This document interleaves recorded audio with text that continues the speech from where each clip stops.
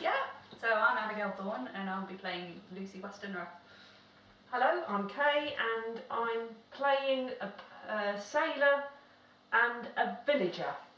My name's Andrew Gibbons and I'm playing Jonathan Harker.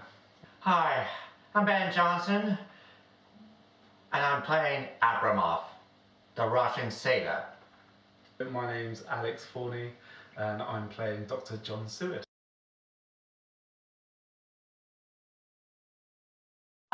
Well, the group really. I joined Carabosse a couple of years ago now, and yeah, we've just been really. I just really love the welcoming atmosphere of this group. Yeah, they're brilliant crew, aren't they? Yeah, oh yeah, they're fantastic. I think we're all just like, we're really understanding of each other. We support each other really well, and you know, as somebody that's like a huge introvert, like coming here is like really expanded my self-worth, my confidence, all of that. So yeah, it's no reason to drop out or ever. I heard about it and was suggested, because I've been in another performance, a pantomime, that I could come to do this. And when I saw Sally and heard about Sally's vision for the project, it sounded so exciting and interesting that I wanted to be a part of it. I'd never done anything like this before, so it was sort of challenging and an opportunity to learn more. Well, I've done some work with Carabosse for the past 7 years or so, and I moved up to Northampton, so I stopped for a little bit, and then Sally offered me the opportunity to come and audition for Dracula, and I've never done a big show with Carabosse before, never done a big show, apart from a school play, so I couldn't say no. Well, I might be interested to, might be something different and something a bit more exciting stuff. And I want to see everyone will be very proud and will want to be famous in the future. To be honest, I think it's the way Sally's vision was set out. I think that's really what drew me to it in particular. The way she was trying to look at all the characters and all the layers and depth that all the characters have in the actual production itself. It's not something that I've seen necessarily across the board in other productions. A lot of people focus on Dracula, or they focus on Mina, or they focus on Lucy, whereas it felt that her vision was very much, it is the world. Every character is very layered, everyone has their nuances, and it was just about that sort of knitting together of the world that actually really sort of drew me to wanting to be part of the production. Well, I mean, it's very well thought out. It's like, even the minor characters are like, oh, well, what's their backstory? What are they doing? Yeah. Oh, that's brilliant. Yeah, everyone has a name, everyone has a backstory, everything. There's just so much in it.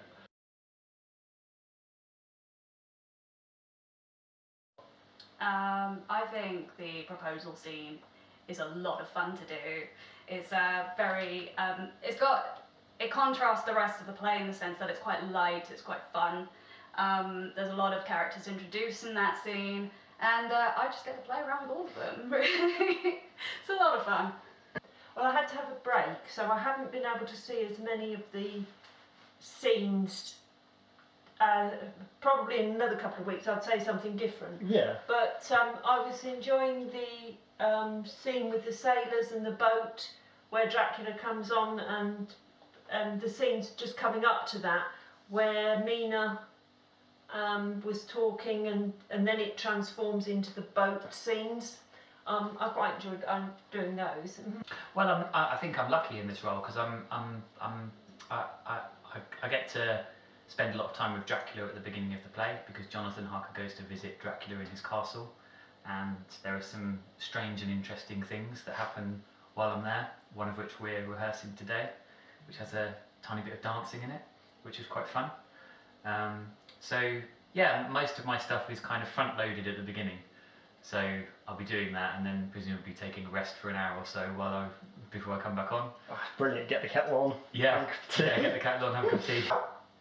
I love the part of it being in the scene in the beginning, and I love the one who have a dance with the brides, Actually, I was gonna get killed by a Dracula in the end. But that is just only beginning. I think there's actually quite a few different types of scenes, and I think that's what's great about it. There's quite a few scenes that are very juxtaposed against each other without saying too much. But I think that's what I really like.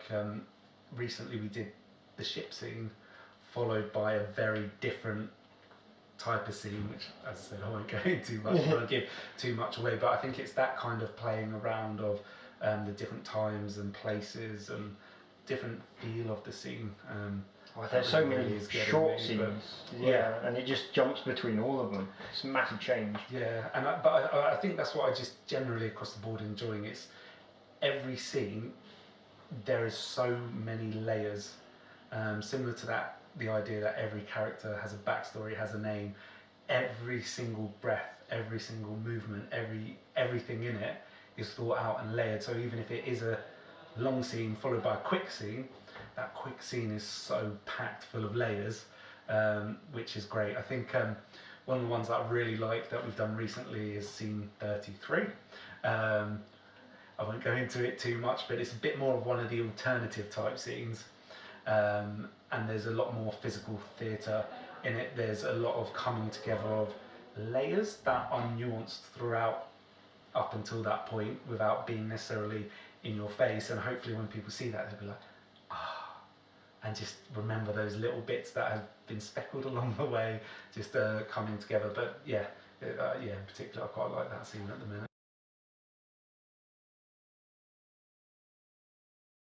So at the beginning, my character's very carefree and vivacious, and also very naive, and she's just looking forward to getting married, really, and that all just slowly disintegrates over the course of her time, into like fear, paranoia. She has nightmares. She has like these huge like terrors. And it's all a very, very deep like mindscape to get into. Lots of very complicated emotions to deal with. It's hard work dying. Yeah, a bit of a roller coaster. Definitely, yeah. What do you think like thoughts or feelings are going through them as the performance? Terror. Sheer terror. That's what I'd like to hear from Dracula. I think his journey is, I suppose he's a bit of maybe a bit young and naive at the beginning and a bit wet behind the ears. Doesn't really know what he's getting himself into, and then obviously his encounter with Dracula leaves him somewhat traumatized, which affects him a lot. Then as we get into the end, we see him gain a bit more strength, but definitely still quite damaged and haunted by what's happened to him. Well, playing Albemarle, it was using the telescope on the ship. Looks like all the sailors are frightened when Dracula came in. And then in the end, they're biting it off and kill all the sailors, including me, and they had to kill a captain in the end. I think he's on an absolute roller coaster of a ride. Sued is definitely very multi-dimensional, lots of layers to him.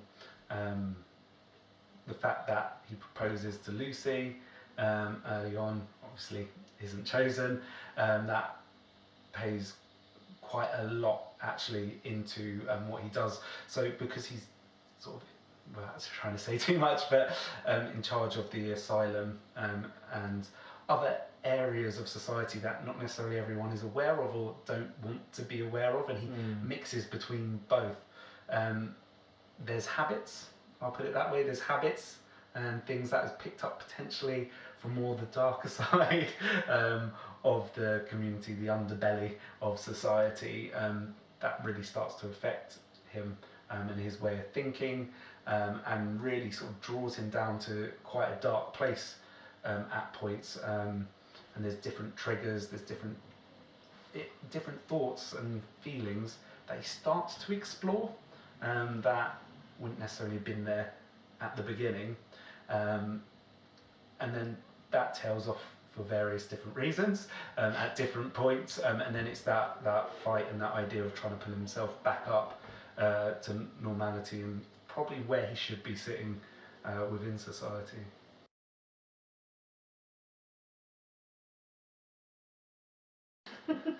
So Mina is Lucy's best friend in the play. They get on, they're solid. They've known each other throughout their whole lives, really. They're absolutely inseparable. So she absolutely idolises and respects Mina. She also has a lot of respect for Dr. Seward, Arthur Holmwood, and Quincy Morris. These are all men that have shown interest in her, obviously. Probably why she respects them.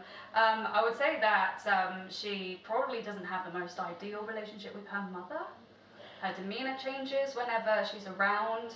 I think she kind of feels a bit stifled by her, you know. And I think part of her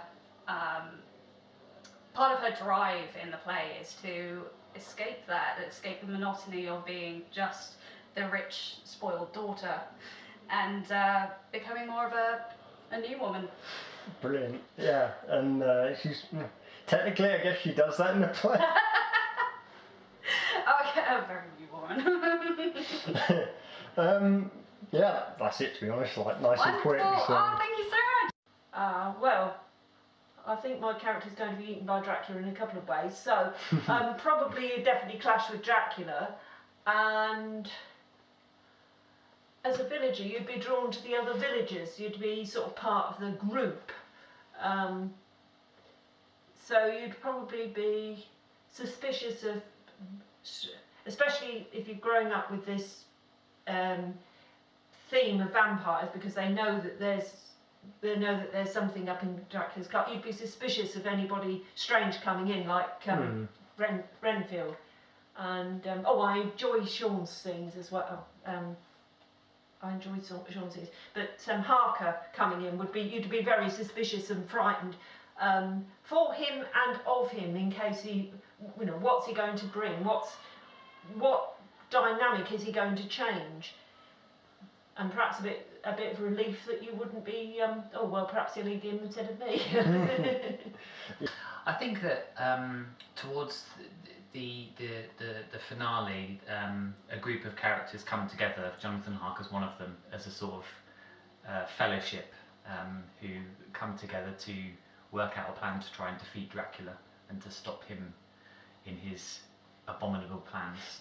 And the character that I probably don't get on with, I'd say, would be Dracula, considering he's quite nasty and quite abusive. The big bad evil. Yeah. I don't think that's a spoiler. No, not at this point. Yeah. But no, that's brilliant. That's it, really. Yeah, Just short and sweet. Yeah, cool. Well, if I got killed, I'd been turned to the vampire and fight along with them in the final battle. And that's about it, really. Yeah, I think with Seward, none of the relationships are that straightforward. He has a positive relationship with Lucy initially until gets turned down. He has a very positive relationship with Van Helsing most of the way, but there are points where that will dip and does dip. But on the whole, there are certain people he has more positive relationships with. He begins to build more trust with Arthur as it goes on. He's a good friend with Quincy. So there are definitely positives. I think quite a few still have those little dips and bumps along the road, which I suppose you get naturally with friends and family and things like that in real life anyway. Then on the flip side of it, I think one of the interesting relationships is Renfield. Of course. So he has a positive relationship at points from a scientific point of view, and then a very negative from the point of view that has drawn into things he probably shouldn't be getting drawn into. It's that kind of overlap of probably being too scientific and too enthusiastic to see what his state of mind is, to succumbing slightly to the emotion and his state of mind, and that sort of melee in between, without saying too much to give it away. So that's an interesting one. I think that's both a positive and a negative for Seward throughout the play, and I think that's probably the one that stands out the most, because the negative impact is very negative. When it's probably the most detrimental to the character throughout the actual play itself. No, that's brilliant. I mean, Renfield's just such a weird character. Like, of course, if you have an interaction with him, it's going to be, well, most likely negative, to be honest. Like, he's like, but it's that power struggle between us. There's those moments where Seward's on a downward trajectory, and there's a few moments of that. Should I be there, and should Renfield be running it? Should I be running it, or should Renfield be in there? And there's a little bit of a sort of a grey area. It's probably the best way. But yeah. So yeah, there's a lot of questions and a lot of thoughts, feelings, things like that I've thrown up and explored. Well, I'd love to see it when it all comes together in the final piece, but it's going to be brilliant to see when it's all done. Yeah, so. It should be great. But lovely, yeah, that's everything. So brilliant, thank you very much. Thanks. Awesome.